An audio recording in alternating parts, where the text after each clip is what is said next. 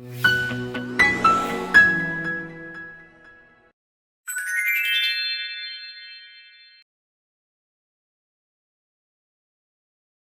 woman, beautiful, married, employed, seemingly has it all. But every night when everything sinks into silence, she hears a quiet voice within. This isn't everything. I belong to something deeper, wider, something I haven't yet named. Then one day, without warning, everything she believed to be herself begins to fall apart.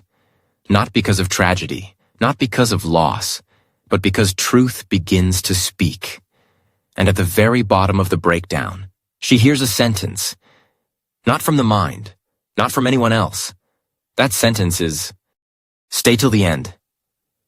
You might hear that same sentence and realize it was never just meant for her. It's been waiting for you all this time. Every morning, Claire Morgan wakes up at 6 a.m., no alarm, no one calling her.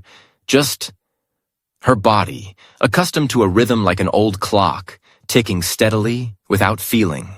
She makes coffee, places the cup on a small kitchen table by the window. Seattle's morning light filters through dew-covered leaves in the backyard. The kids are still asleep. Her husband is reading the news in the living room, like every day. Claire sits there for a few seconds, hands wrapped around the cup, eyes following a dust particle drifting in the sunlight. That's the moment she feels most distant from herself. Not sad, not happy, just as if she's playing a role that has been repeating for far too long. At the insurance office where she works, Claire smiles at clients, saying familiar lines like, "I understand. We can review your policy. Yes, I'll send you the updated rates as soon as possible." She's good at making others feel secure, but sometimes, while typing, she forgets what she's doing. Her mind drifts, seeking something that isn't present in that room. In the evening, after putting the kids to bed, Claire often sits quietly in a chair near the window. No books, no scrolling, just stillness. And as the night unfolds, that silence whispers again. Something is waiting for me. What am I? Who am I? Am I just the mother of two, the wife of a good man, a junior employee at an average insurance company? Each day passes like a dream, but Claire remains awake within it. It was a Thursday afternoon, nothing unusual. A light rain was falling. Claire sat in her car, having just finished a meeting with a client who decided not to sign the contract. She wasn't upset about losing the deal. She just sat still, not starting the engine, wiping the windshield, quietly, as if waiting for something to happen, though she didn't know what. The radio played an old piano tune, soft, low, distant like a memory. And then, tears fell, unannounced, without reason. She was surprised, not in pain, not angry, not tired, just as if her body was crying on behalf of her soul. That evening, while folding laundry in the bedroom, her little daughter suddenly asked, "Mom, are you happy?" Claire froze, not because of the question, but because she couldn't answer right away. She looked at her daughter, messy hair, teddy bear in hand, eyes pure and clear, as if they could see through the things adults try to hide. "I'm happy when I see you," Claire replied with a soft smile. But inside, a hollow space opened up, deep and still, like an ancient bottomless well. That night she didn't sleep, not because of worry, not from stress, but because something inside her was trying to awaken. From a child's innocent question, Claire began revisiting the questions she had long buried. A week later, Claire stood before the bathroom mirror. She put on makeup as usual, a light layer of powder, a touch of mascara. The mirror reflected a beautiful, composed, familiar face. But that morning, Claire looked into the mirror and saw a stranger. She gently touched her face, as if trying to check. Was this really her face? Or just a mask life had quietly placed upon her? She began to cry. Not loudly, not dramatically. Just tears falling, like ink smudging on a blank page. No words left. That afternoon, Claire left work early. She drove toward Lake Washington, a place she used to visit in her youth, before marriage, before becoming an adult. She got out of the car, removed her shoes, and walked barefoot on the cold grass. It felt like she hadn't truly lived since the day she stepped into the role of a wife, a mother, a good employee. At the lake's edge, Claire sat down on the ground. The sky was gray, no wind, no one around, and in that complete silence, all the questions rose at once. Who am I if I'm not the mother of two? If my husband left, what would remain of me? If I stopped working, would I still have worth? If I let go of everything, who would I be? There were no answers, only an emptiness, but one that no longer frightened her. Claire sat there, and for the first time in her life, she wasn't trying to find herself. She simply sat still, to be no one at all. Sometimes rock bottom is not where we break. It's where there's nothing left to cling to, and it is there that the truth begins to appear. Claire didn't remember how long she'd been sitting by the lake. She didn't check her phone. She didn't think about time. All needs, returning, explaining, figuring out what to do next, suddenly lost their meaning. A breeze brushed through her hair. The lake was still, like a mirror veiled in mist. And then, without knowing why, Claire closed her eyes. Not to pray, not to meditate. She simply no longer wanted to do anything. And in that very moment, the nothingness began to shine. She was no longer the mother, the wife, or the weary woman. No more name, age, or role. No sadness, no questions. Only a presence, vast, silent, and deeply familiar. Claire didn't hear a voice. There was no strange light or mystical vision. But inside her, something arose. Not in words, but as a knowing. I don't need to become anything, because I already am everything. And in that stillness, a phrase surfaced from deep within. Never learned, never heard before. Aham Brahmasmi. I am Brahman. I am that which sees, that which hears, that which is. Limitless, nameless, unbound. She opened her eyes. The world remained unchanged. The lake, the gray sky, the branches swaying in the wind. But through Claire's gaze, everything seemed to breathe with her. No more separation. No more distance. Some encounters don't happen between two people. They happen between yourself and the essence you forgot long ago. Claire returned home after dusk. No one asked where she had been. Her husband was doing the dishes. The kids were coloring in the living room. She hung her coat, placed her bag down like any other day. But something felt lighter inside her and in the house. That night, while showering, Claire watched the water glide over her skin. For the first time, she didn't see a body that needed fixing. She simply saw life flowing through her. At dinner, her daughter told stories from school. Claire didn't just listen. She received, not to respond, but to be fully present. Each word her daughter spoke, she could feel pulsing in her heart. No longer the role of a mother, just a meeting between two living beings.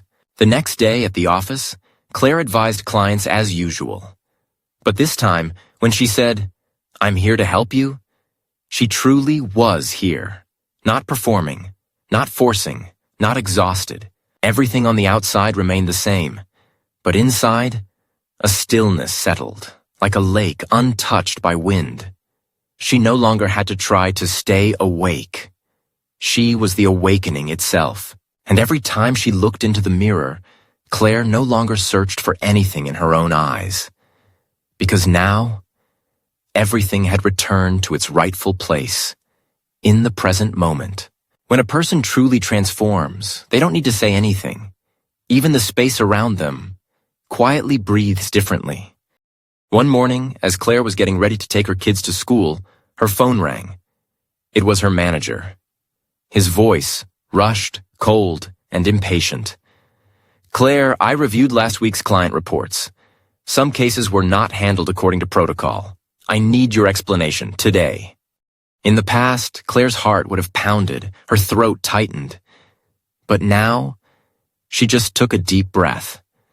Not to calm herself, but because she knew she was no longer the person who needed to prove her worth. The meeting happened. The manager criticized her in front of colleagues. A female coworker glanced at Claire, as if expecting her to defend herself or push back. But Claire simply listened, not out of weakness, but because there was no more self left to protect. After the meeting, a colleague came up and whispered, "Aren't you mad? If it were anyone else, they'd quit on the spot." Claire smiled. "I'm not mad. I just feel light." That evening, when her husband brought up their finances and suggested she consider a second job or maybe a career shift, Claire didn't react. She simply said, "I'm not sure I can keep going the old way, but I know I'm heading in the right direction." Her husband fell silent, not in agreement, not in protest, just silence, like the kind Claire had learned from deep within herself. She stepped out onto the balcony. The sky was dark, but no longer frightening, because now Claire didn't need others to understand her in order to keep walking. Awakening is not the ending, it's the beginning, where you must live truthfully even when the world doesn't applaud. One afternoon, Claire left the office early, not out of anger, not because of pressure, simply her intuition told her, today you don't need to stay. She stopped by a small bookstore in town, a place she used to visit back in college. Each step between the old wooden shelves felt like a return, not to the past, but to a version of herself unlabeled. Just curiosity, listening, and life. She picked up a book on Eastern philosophy, then put it back down. She realized, I don't need more knowledge. Everything I need is unfolding in this silence. When she stepped out of the store, sunlight filtered gently through the leaves. The air smelled of damp earth and wildflowers. Claire looked up, and for the first time, it wasn't she who was breathing. It was life, breathing through her. She didn't need to change her life.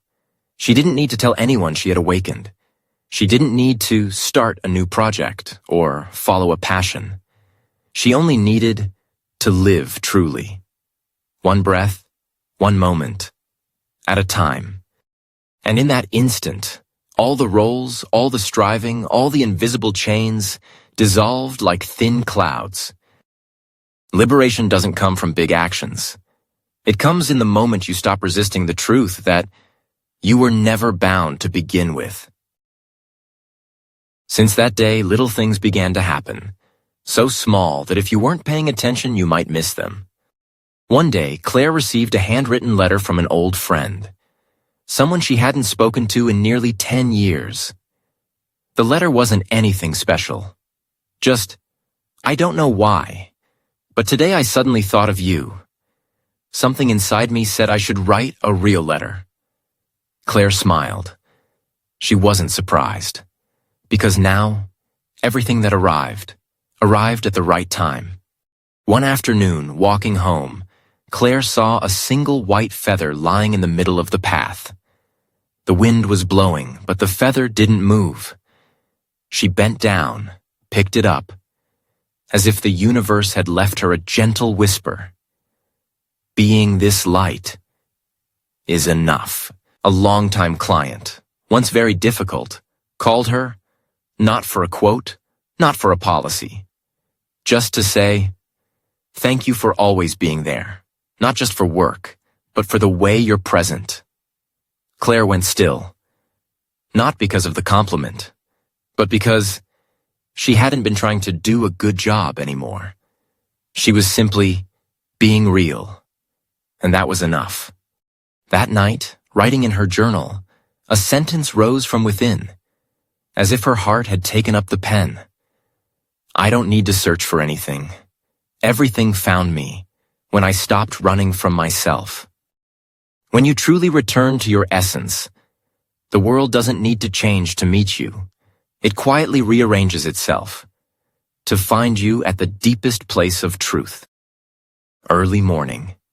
Claire Morgan stood in the kitchen, pouring water into the teapot.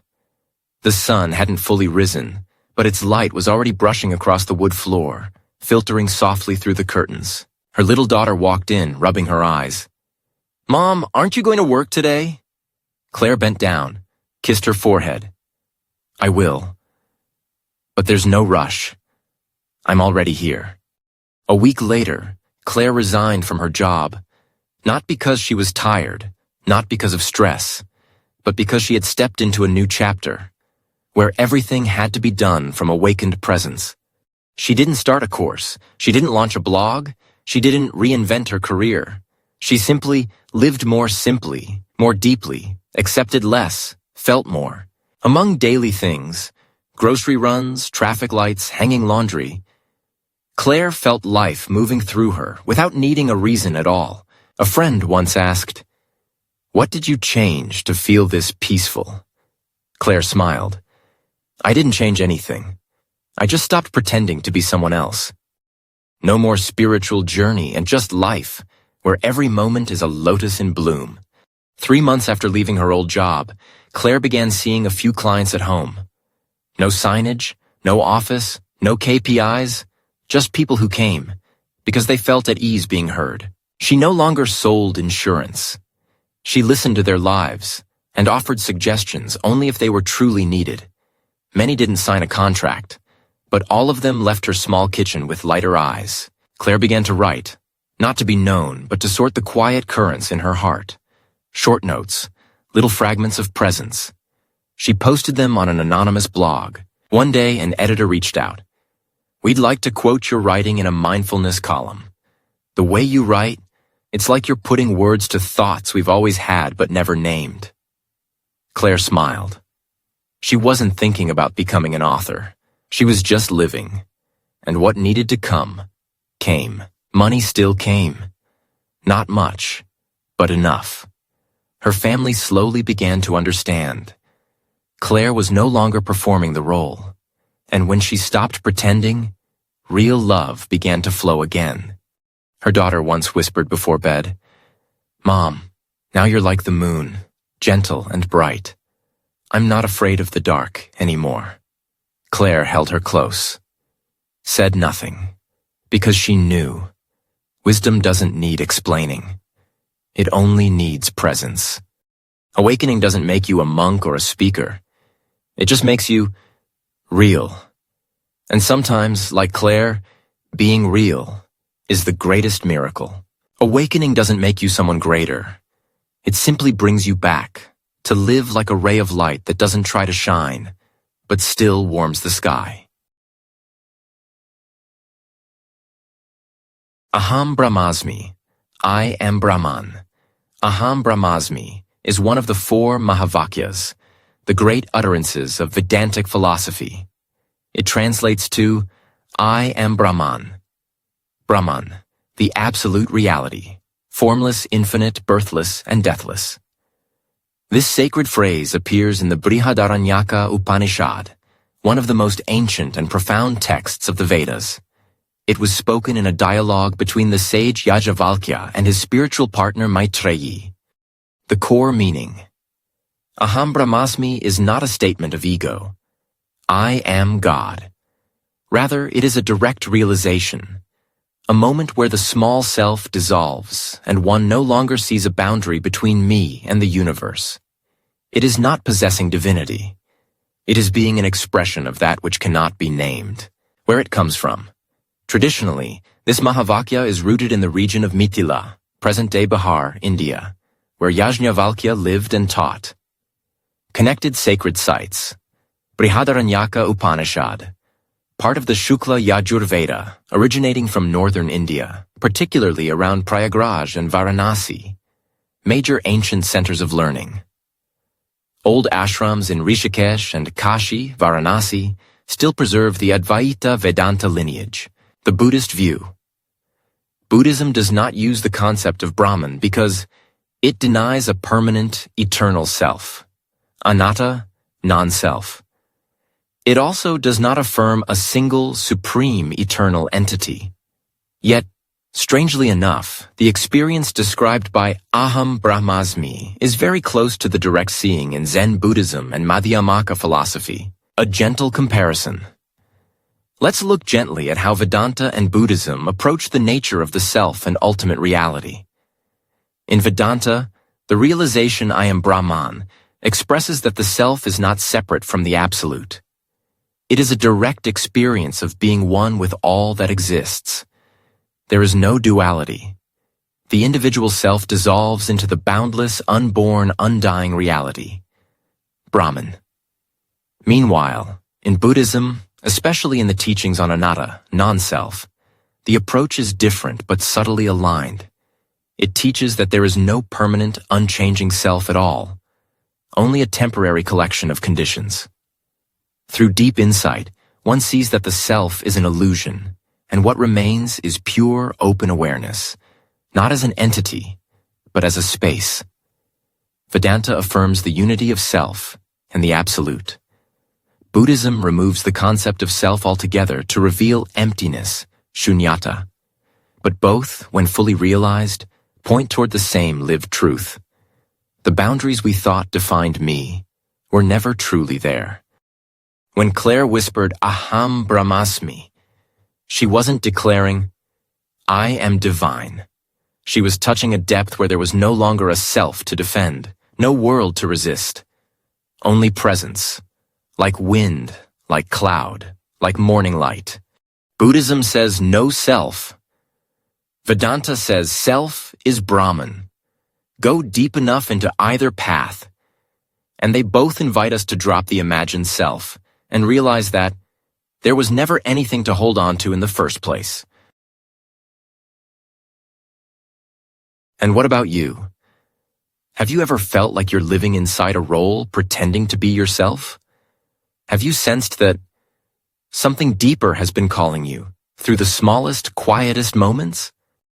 If so, pause, just for a moment. You don't have to change anything. You don't have to become someone new. Just listen. If this story touched you, share it with someone who might also be lost in the middle of their own life. Aham Brahmasmi. I am Brahman. I am that which cannot be named, but is always here.